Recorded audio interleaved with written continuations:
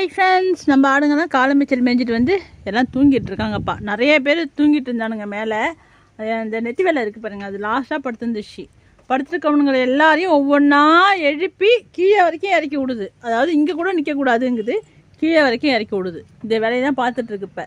இப்போ திட்டதும் கப்பு சிப்புன்னு கம்முன்னு இருக்குது. கோவத்தை பாருங்கள், கண் எப்படி செவந்து போயிருக்குன்னு. அம்மா கோவம் வருது அதுக்கு.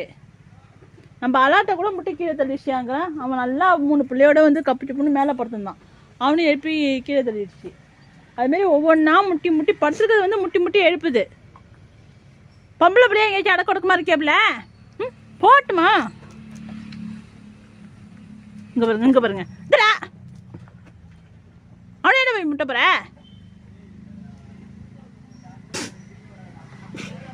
அடி வாங்க போற பாரு. மழை நேரத்தில் என்ன வேலை திரும்ப பண்ணுற?